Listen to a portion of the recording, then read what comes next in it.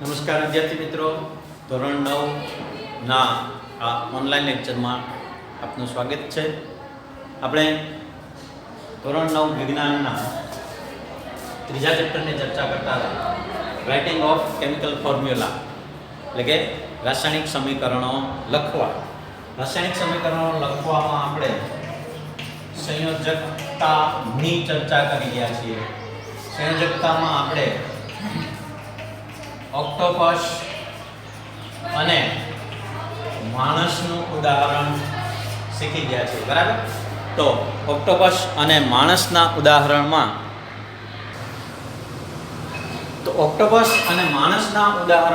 આપણે જોયું હતું કે ઓક્ટોપસને 8 હાથ હોય છે, માણસને 2 હાથ હોય છે.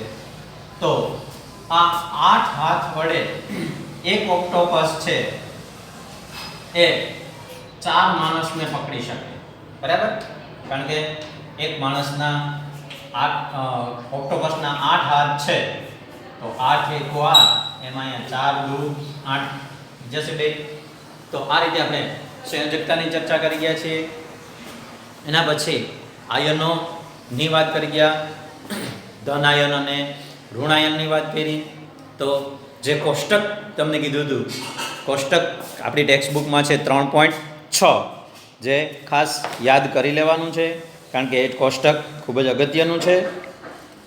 હવે આપણે જે ચર્ચા કરવાની છે એ છે રાસાયણિક સૂત્ર લખતી વખતે ધ્યાનમાં રાખવાની બાબતો. તો રાસાયણિક સૂત્ર લખીએ છીએ તો શું ધ્યાનમાં રાખવાનું? રાસાયણિક સૂત્ર એટલે કે આપણે જેને કહીએ છીએ અણુસૂત્ર. કોઈ પણ સંયોજનનું અણુસૂત્ર કઈ રીતે લખવું? તો અણુસૂત્ર લખવા માટેના ખાસ ચોક્કસ નિયમો હોય છે, અને એ નિયમો પ્રમાણે આપણે સૂત્રો લખશું તો કોઈ પણ સંયોજનનું સૂત્ર છે એ સરળતાથી લખી શકીએ, બરાબર છે? તો એ નિયમો હવે જોઈએ આપણે. તો પહેલો નિયમ એવો છે કે આયનની સંયોજકતા અથવા તો વીજભાર સમતોલિત હોવા જોઈએ. સંયોજકતા અથવા વીજભાર, જે સંયોજકતા છે વીજભાર એના પરથી જ મળશે. સંયોજકતા કે વીજભાર છે એ જે કંઈ આયનો હોય એ સમાન થવા જોઈએ. સમાન થવા જોઈએ એટલે કે જેટલો ધન વીજભાર એટલો જ ઋણ વીજભાર થવો જોઈએ. બેયનું વીજભાર છે, ટોટલ વીજભાર છે એ સમાન થવો જોઈએ. દાખલા તરીકે ધન વીજભાર 1 છે તો ઋણ વીજભાર કેટલો થવો જોઈએ? 1. એટલે કે વીજભાર છે એ સમતોલિત થવો જોઈએ. બીજો નિયમ છે કે ધાતુ અને અધાતુ હોય. સંયોજનમાં 2 તત્વો છે, એમાં એક ધાતુ તત્વ છે અને બીજું અધાતુ તત્વ છે. તો ધાતુ અને અધાતુ તત્વ માટે જ્યારે આપણે આનું સૂત્ર લખીએ છીએ ત્યારે એક ખાસ ધ્યાન રાખવાનું કે સૌપ્રથમ ધાતુ તત્વનું નામ લખવાનું અને પછી અધાતુ તત્વનું નામ લખવાનું.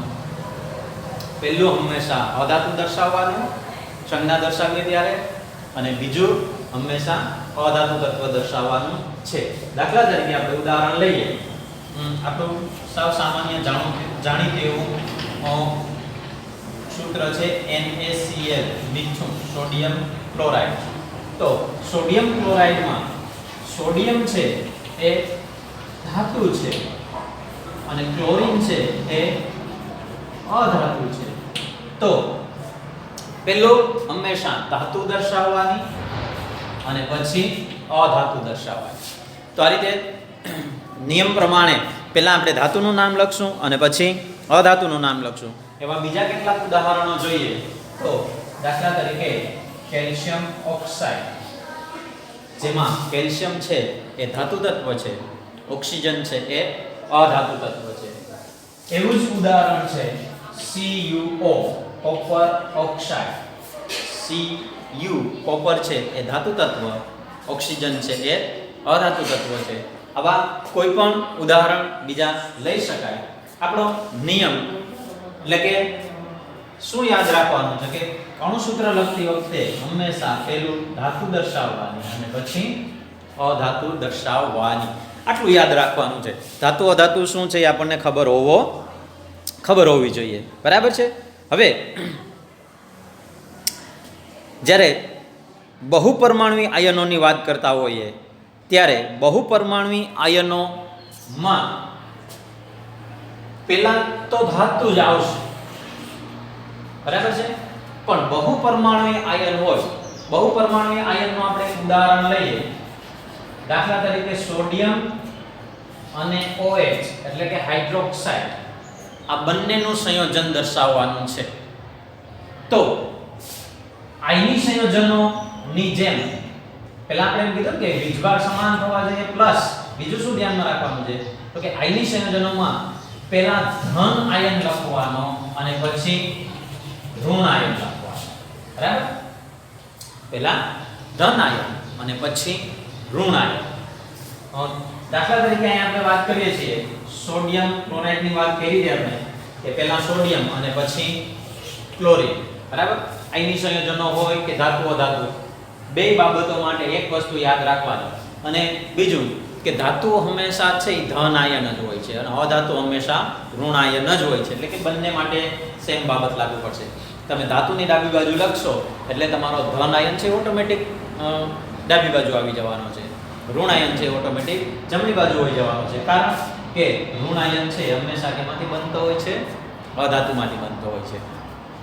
તો આ રીતે આપણે દર્શાવી શકીએ. બરાબર. હવે જ્યારે બહુપરમાણુવી આયન હોય તો એમાં પણ એ જ વસ્તુ કે ડાબી બાજુ ધન આયન અને જમણી બાજુ ઋણ આયન. પણ ધ્યાનમાં શું રાખવાનું છે કે એક સિમ્પલ ઉદાહરણ લઈએ આપણે. દાખલા તરીકે NaOH લઈએ તો Na ધન આયન છે અને OH છે એ ઋણ આયન છે. એટલે પહેલા ધન આયન અને પછી ઋણ આયન. પણ બહુપરમાણુવી આયન છે એની સંખ્યા એક કરતા વધુ હોય. બરાબર. તો શું કે દાખલા તરીકે આપણે એનું એક ઉદાહરણ જોઈ લઈએ. જેમ કે કેલ્શિયમ હાઇડ્રોક્સાઇડ, કેલ્શિયમ અને હાઇડ્રોક્સાઇડનું સંયોજન બને છે. તો કેલ્શિયમ હાઇડ્રોક્સાઇડમાં કેલ્શિયમ +2 અને હાઇડ્રોક્સાઇડ -1 છે. તો આનું સૂત્ર કેમ લખશું? તો પહેલી બાબત આપણે આ ધ્યાનમાં રાખવી પડશે કે વીજભાર સમાન થવો જોઈએ. હવે અહીંયા જુઓ તો ધન વીજભાર છે એ 2 છે અને ઋણ વીજભાર છે એ 1 છે. બરાબર. તો ધન અને ઋણ વીજભાર છે એ સમાન કરવા પડે. હજી આપણે એની આગળ પણ બીજા ઉદાહરણો જોઈશું અને એની ત્યારે વાત કરશું. અત્યારે આપણે બહુપરમાણુવી આયન હોય ત્યારે કેમ દર્શાવવો એની એક ચર્ચા માટે એક ઉદાહરણ લઈ લઈએ કે કેલ્શિયમ છે એ 2 છે એટલે OH છે એ કેટલા લેવા પડશે? 2 લેવા પડે. તો CaOH2 આવું લખાય ના, આમ લખાશે નહીં. જો તમે આમ લખો તો આનો અર્થ એમ થયો કે હાઇડ્રોજન અને ઓક્સિજનમાંથી હાઇડ્રોજન 2 છે અને ઓક્સિજન 1 છે. આપણે તો આખો OH છે એ 2 વખત લેવાનો છે. એટલે શું કરવું પડે તો કે ત્યાં કાઉન્સ કરીને બગડો લખવાનો CaOH2. આ રીતે દર્શાવવાનું છે. એટલે જ્યારે બહુપરમાણુવી આયનો છે એ વધુ સંખ્યામાં હોય ત્યારે બહુપરમાણુવી આયન છે એને આખાને એક કાઉન્સ કરી અને એ કાઉન્સની અંદર દર્શાવવાનો રહેશે. આ બાબતનું ખાસ ખ્યાલ રાખવાનો છે. અને જો બહુપરમાણુવી આયન છે એ સંખ્યામાં એક જ હોય તો કંઈ કાઉન્સ કરવાની જરૂર રહેતી નથી. ઓકે. હવે આપણે વાત કરશું સાદા સંયોજનોના સૂત્રો કઈ રીતે લખવા. કે બે જુદા જુદા તત્વોથી જ્યારે સાવ સામાન્ય સંયોજનો બને છે, સાદા સંયોજનો. સાદા સંયોજનો એટલે કેવા સંયોજનો? તો કે બે પરમાણુઓ વડે, સામાન્ય પ્રકારના પરમાણુઓ વડે બે જ પરમાણુ આવેલા હોય એવા સંયોજનોના સૂત્રો માટે વાત કરવાની છે. આવા ને દ્વિઅંગી કહેવાય છે. કેવા સંયોજનો કહેવાય છે એમને? દ્વિઅંગી સંયોજનો. તો આવા દ્વિઅંગી સંયોજનોની આપણે વાત કરીએ, સંયોજનોના સૂત્રો કઈ રીતે લખવા. તો દ્વિઅંગી સંયોજનોના સૂત્ર લખવા માટે એક સાવ સરળ અને સાદી એક ફોર્મ્યુલાની વાત કરીએ. દાખલા તરીકે આપણને ઉદાહરણ કેટલાક આપ્યા છે. જેમ કે એક આપણને ઉદાહરણ આપ્યું છે હાઇડ્રોજન ક્લોરાઇડ. હાઇડ્રોજન ક્લોરાઇડનું સૂત્ર કેમ લખવું, બરાબર? Hydrogen chloride. હાઇડ્રોજન ક્લોરાઇડનું સૂત્ર લખવાનું થાય ત્યારે પહેલું નામ છે હાઇડ્રોજન, એની સંજ્ઞા લખવાની. પછી ક્લોરાઇડ એટલે કે Cl, એની સંજ્ઞા લખવાની. એમની નીચે એમની સંયોજકતા લખવાની. જેમ કે હાઇડ્રોજનની સંયોજકતા 1 છે, ક્લોરીનની સંયોજકતા પણ 1 છે. તમને સંયોજકતા ખબર હોવી જોઈએ. સંયોજકતાની ખબર હોય તો તમે સરળતાથી આ રીતે સૂત્ર લખી શકો. હવે શું કરવાનું છે તો કે બંનેમાં સંયોજકતા છે એને ક્રોસ કરવા. ક્રોસ કરવાનું એટલે કે H છે એને Cl ની સંયોજકતા લેવાની અને Cl છે એને H ની સંયોજકતા. આ જે સંયોજકતા છે એ જે તે પરમાણુની સંખ્યા દર્શાવશે. તો આના પરથી આપણે શું સૂત્ર લખી શકીએ કે H કેટલા છે 1 અને Cl પણ કેટલા છે 1. એટલે કે હાઇડ્રોજન ક્લોરાઇડનું અણુ સૂત્ર બન્યું HCl. આમ સાદા દ્વિઅંગી સંયોજનોના સૂત્રો છે એ આપણે આ રીતે દર્શાવી શકીએ. બીજા ઉદાહરણમાં આપેલા છે હાઇડ્રોજન સલ્ફાઇડ. બીજું ઉદાહરણ લઈએ આપણે હાઇડ્રોજન સલ્ફાઇડ. હાઇડ્રોજન ની સંજ્ઞા H. હવે જો આપણે ત્રણ બાબત જોઈ ગયા હતા કોષ્ટકની અંદર. સલ્ફર માટે સલ્ફાઇડ, સલ્ફાઇડ અને સલ્ફેટ. આ ત્રણેય વસ્તુને આપણને ખ્યાલ હોવો જોઈએ.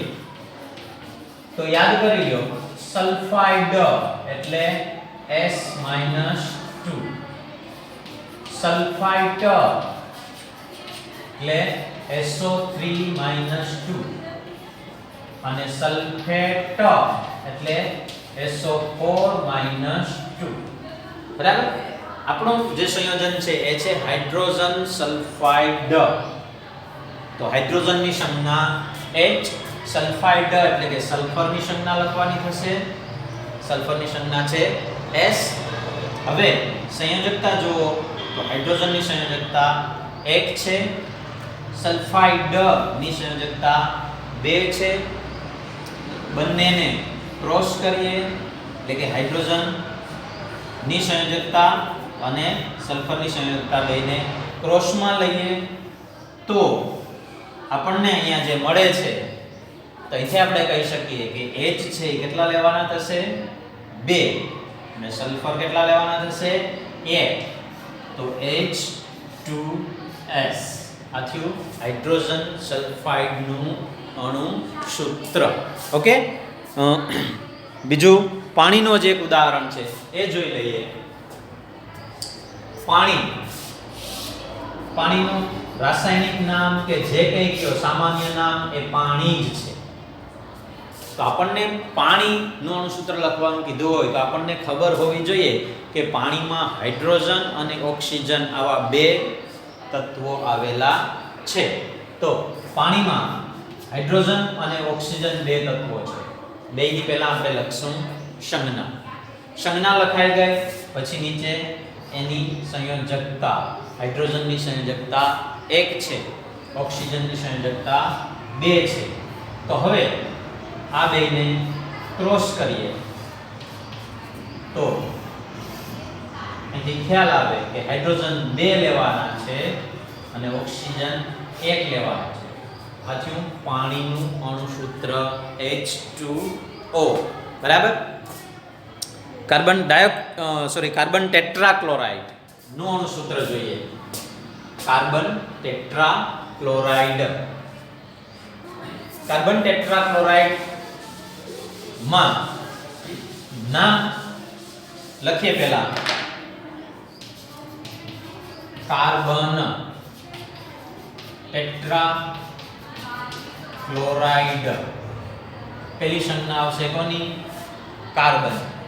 પછી સંજ્ઞા આવશે કોની? Cl, ક્લોરીનની. ક્લોરાઇડ ઉપરથી ક્લોરીન એમ ખબર હોવી જોઈએ. કાર્બનની સંયોજકતા છે 4, બરાબર, અને ક્લોરીનની સંયોજકતા છે 1. બંનેને ક્રોસ કરીએ તો કાર્બન લેવાના થશે 1 અને ક્લોરીન લેવાના થશે 4. એટલે આનું સૂત્ર શું મળશે? CCl4. અહીંથી પણ ખ્યાલ આવી જાય કે ક્લોરીન કેટલા લેવાના છે. ટેટ્રા એટલે થાય 4. સંખ્યા દર્શાવતા પૂર્વકોની જરૂર પડે, જે તમે આગળના ધોરણમાં ભણશો.